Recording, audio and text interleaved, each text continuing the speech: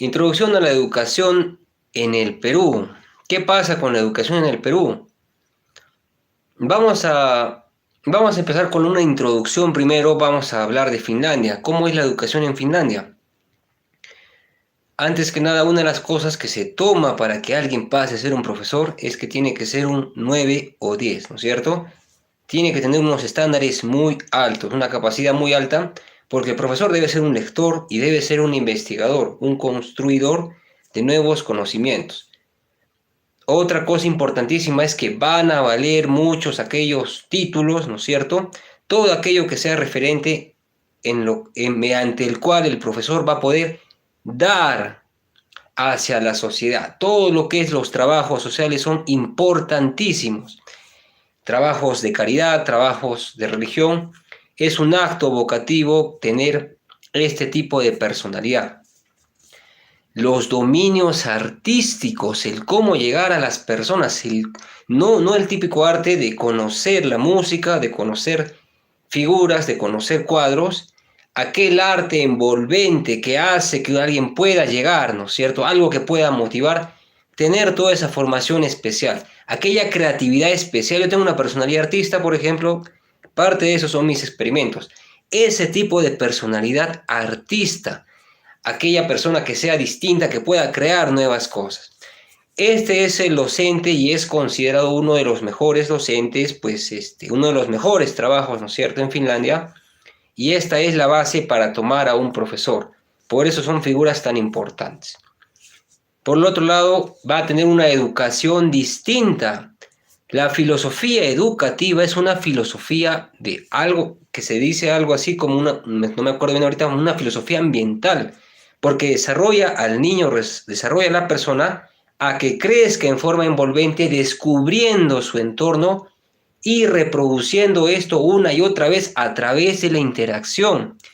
Esto es lo que va a buscarse con cada clase que se establezca este tipo de filosofía para desarrollar el Perú. Esto pasa en Finlandia. No es una educación meramente académica, ¿no es cierto? No se trata de venir a decirte, por ejemplo, de que el socialismo es, por ejemplo, ¿no es cierto? El socialismo es, por ejemplo, vamos a decir, creado por Marx, ¿no es cierto? Se deriva del vitalismo, no va así, ¿no es cierto? La izquierda y la derecha no son corrientes, son distintas direcciones, por lo tanto, no son ni buenas ni malas, ¿no es cierto? Como las heridas, por ejemplo, una herida tiene un grado alto y un grado bajo, ¿no es cierto? No es ni buena ni mala. Es distinto el enfoque artístico, porque es un enfoque creativo y nuevo. Y este arte va a estar presente allá. Debido a esto, en Finlandia, las universidades van a ser las casas de estudios universales, la universabilidad del conocimiento va a tener la formación del currículo y se va a modificar según sea necesario de acuerdo a la interacción entre las municipalidades, entre la universidad y entre los colegios. Van a trabajar muy conjuntamente. Esto no va a ser así. Acá en Perú es todo lo contrario.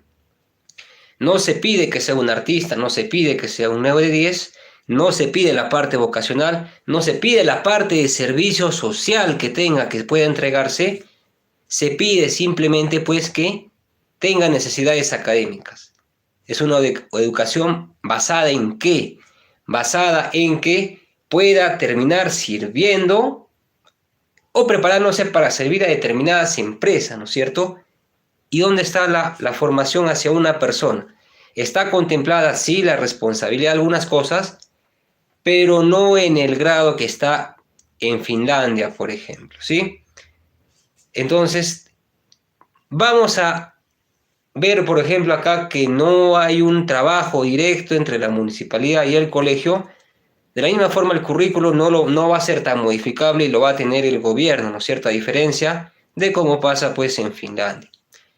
Entonces, hay una diferencia muy grande entre los dos, sí.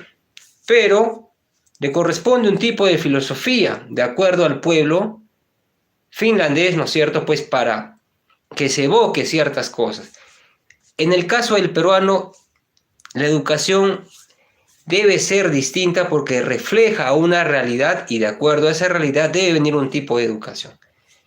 Muy bien, esto es lo que está pasando ahorita. En la educación vamos a entrar a la introducción. Entonces, ¿qué pasa desde el 6000 antes de Cristo hasta el 2000 antes de Cristo?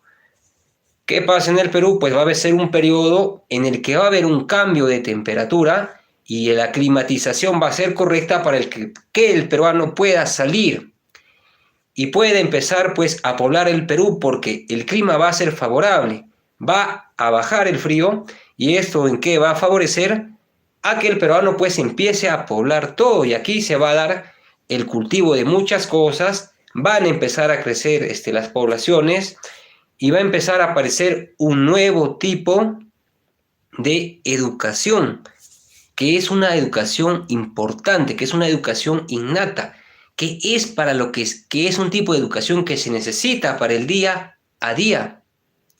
Una educación mediante el cual el peruano sepa dónde clavar la flecha para obtener el alimento que necesita para el día. Una educación para el día a día.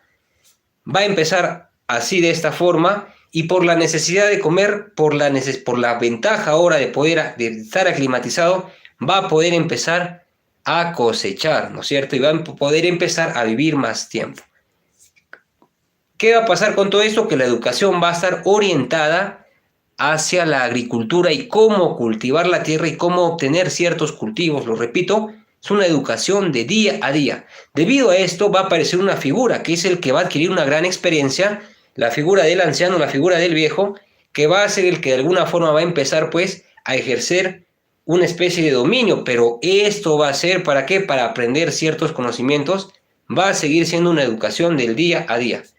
Más adelante pues va a aparecer la religión.